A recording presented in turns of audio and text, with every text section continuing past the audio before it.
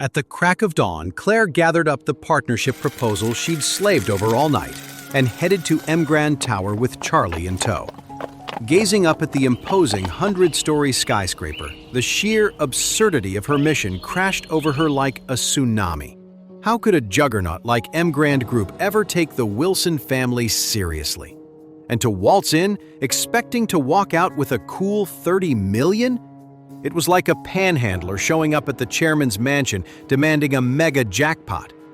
Still, a promise was a promise.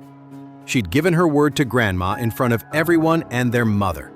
Backing out wasn't an option, even if it was a kamikaze run. Charlie picked up on her jangling nerves. He reached out to smooth an errant lock of her hair, his touch soothing. "Relax. You've got this. They'd have to be idiots not to see what an asset you are." Clare managed a strained smile. "From your lips to God's ears. Hang tight, okay? I'll be back." Squaring her shoulders, she sucked in a deep breath and marched through the gleaming doors of Mrand HQ like a soldier hitting the front lines.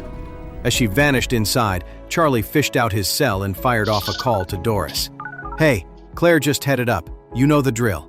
"Not a problem, Mr. Wade," Doris assured him crisply. "I'll roll out the red carpet. Mrs. Wade will get the deluxe treatment." "Oh, one more thing," Charlie added, his tone sharpening. "What's the deal with Mrand and the Jones crew?" Doris didn't miss a beat. "I won't lie, there's major history there. The Joneses are champing at the bit to hop on our new project bandwagon. I've got their pitch sitting on my desk as we speak. But at the end of the day, you're the boss. Where you lead, I follow." Charlie's reply was pure ice. "The Joneses are persona non grata. No way in hell are they getting within sniffing distance of this deal. And if they think there's a future with us, they can keep dreaming. Mrand and the Jones family, game over." "Consider it handled," Doris vowed. Meanwhile, Claire approached the reception desk in the cavernous lobby, steeling herself for a hard sell. She wasn't holding her breath that Doris Young, the vice chairman, would even agree to a face-to-face.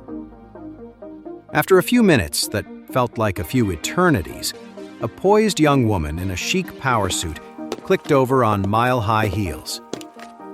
"Miss Clare, I presume? Miss Young is eager to see you. Right this way, please." Claire nodded, puzzled. She was still in line, waiting for her appointment. Why the special treatment all of a sudden? Did Doris know she was coming? But that made zero sense. How would a big shot like Doris even have her on her radar? Claire was stumped, but she wasn't about to look a gift horse in the mouth. Opportunity was knocking, and she was answering. She scurried after the assistant, who ushered her directly into Doris's sprawling office. The moment Claire crossed the threshold, Doris sprang up from behind her gleaming desk with a warm smile. "Miss Clare, it's a pleasure. I'm Doris Young, the vice chairman here at Mrand Group."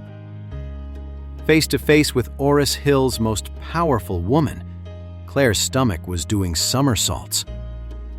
"The pleasure's all mine, Miss Young. I'm here to discuss our hotel renovation bid.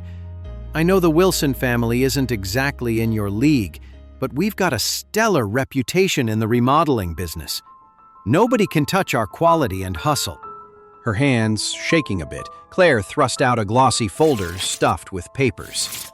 "Here's our company overview and references. If you could just take a quick peek."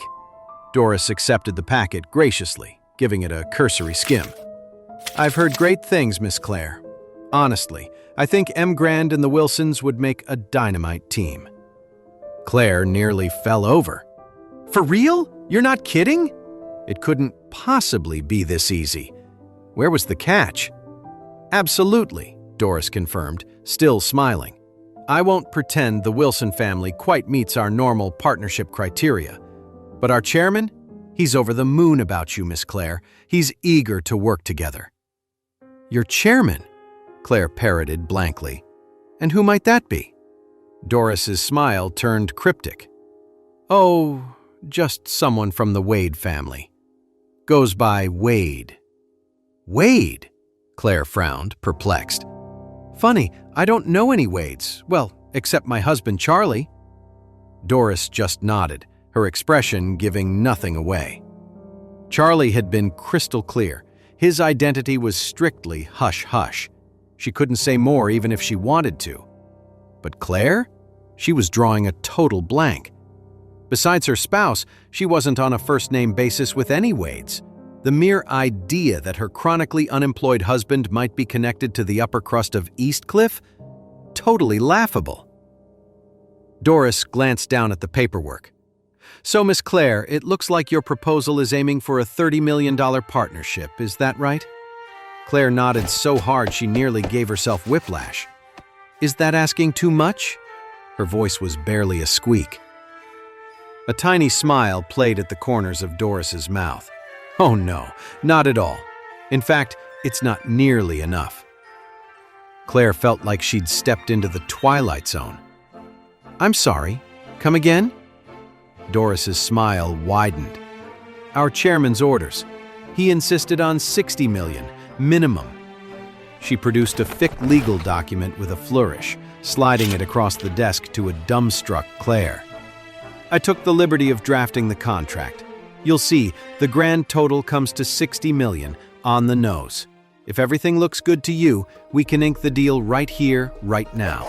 Claire was reeling. This had to be a fever dream. Mrand, the titan that wouldn't give the lowly Wilson family the time of day, was not only rolling out the red carpet, but supercharging Grandma's wildest fantasies. 30 million? Chump change. They were getting double that. Claire kept hunting for the catch, the trapdoor, the hidden camera. This couldn't be real life. Suddenly, a light bulb went off in her head. Last night's briefing. How Charlie had practically strong-armed her into taking point on this pitch. He'd been so certain, so damn sure she'd crush it. And then today, right before she'd marched in to beard the lion in its den, when her nerves were shot and she was practically shaking, he'd been cool as a cucumber, smiling, confident, almost like he'd known, before she had, before anyone. Just who was her husband, really? And what did Charlie know that she didn't? To know more, listen to the audio series Heir in Hiding, only on the Pocket FM app.